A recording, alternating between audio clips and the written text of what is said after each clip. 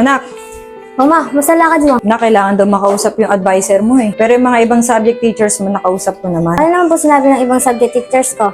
Okay naman na mga nakausap ko, pero ang kailangan natin makausap yung advisor mo. O bakit hindi mo pa kinausap, ma? Eh, nandun ka na sa school. Eh wala daw yung advisor niyo, hindi raw pumasok eh. Pero bukas, isasama na kita para makita ka rin ng advisor mo. Sige po, ma. Oh, asan na yung asawa mo? Nasa kwarto na po. O sige na anak, magpapalit na muna ako. Puno na ng pawis yung damit ko eh, ha? Sige po, ma.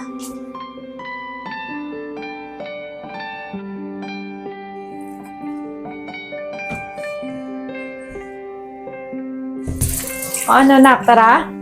Sige po, ma. Oh, asan na nga pala yung asawa mo? Mama, aga po kasi umalis eh. Maghanap daw po kasi siya trabaho. Trabaho? Ano naman trabaho ipapasukin nun? Ni hindi nga nakapagtapos ng pag-aaral yun. Ma, yan na lang po natin siya maghanap ng trabaho. Malay natin, matanggap siya. Oo, matatanggap siya pero hanggang construction, pwede pa. Okay na yun, ma. At least may magiging trabaho na siya. Sa bagay, at least para may pakinabang naman yung asawa mo. Tara na nga, ma. Baka mamaya mabot tayo ng ulan eh. May pot, papasok ka na? Oo, bay, bakit? Papasok sana ako sa RJ, kaibigan natin. Oo, sige, bay. Kulang din kami sa tao eh. Pot, maraming salamat ha. Sama ka na kaya, bay, para makausap mo din yung boss ko. Sige pot, awa nga sa RJ, doon nakatira sa bahay natin. Trish, yan lang talagang magtrabaho yun. Ano? Doon na nakatira si RJ sa bahay nila, Carlin? Talagang obligado na siya magtrabaho? O pot, lalo pa nabuntis ni RJ si Cardin. Talaga? Ang sungit pa naman ng mama nun, buti pinatira siya dun. Oo, tinanggap rin siya ng mama niya. Ayos yun. Paano, bay? Tara na, baka mauna pa sa akin si boss eh. Tara. Nak, sana payagan ka na makapasok ng teacher mo. Advisor na lang yung kailangan nating makausap eh.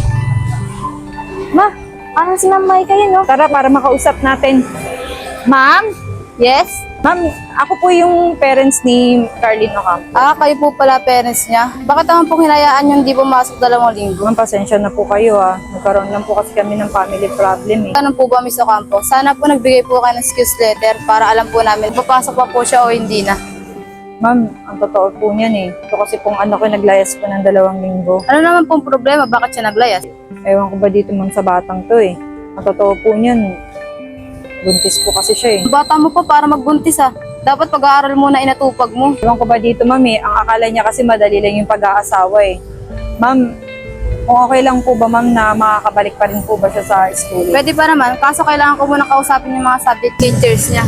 Ay ma'am, nakausap ko na rin po pala yung mga ibang subject teachers niya.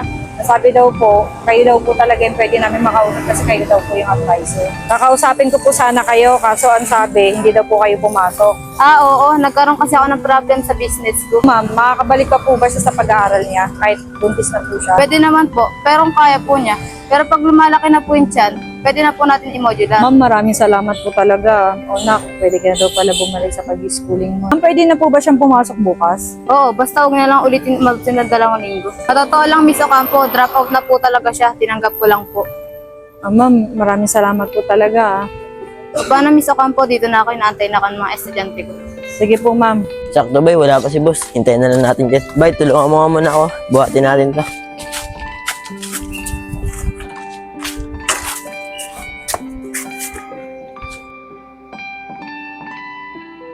Sino yan? Boss, si Bay, kaibigan ko. May papasok daw siya, kaibigan din namin. O sige, tama-tama yan. Kulang tayo sa tao. O Bay, kailan mo daw ipapasok yan? Sir, baka ako, sir. O dapat agahan niya. Bawal dito tamad-tamad ha. Sige po, sir. Makakasap po kayo. Pot, sir, dito na po ako. Sige Bay, ingat. Opo, ayos ba yung kaibigan mo ipapasok mo? Opo sir, sa tingin ko naman maaasahan yun. O sige na, trabaho ka na. May pupuntahan lang ako. Sige po sir, ingat ka.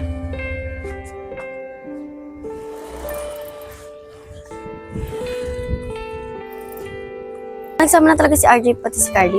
Oo, tinanggap na nga siya ng mama ni Cardin eh. Charmaine, kailan man lang tayo papayagan ng papa magsama? Ano siya sabi mo, Aset? Alam mo naman na ayaw siya ni Papa. Talaga si Charmaine eh, oh. Ayaw lang talaga ako ipagtagyan sa papa niya eh.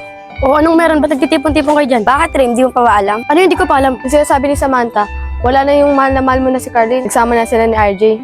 Oh, talaga?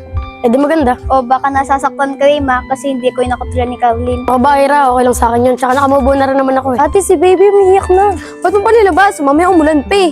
Akin na nga.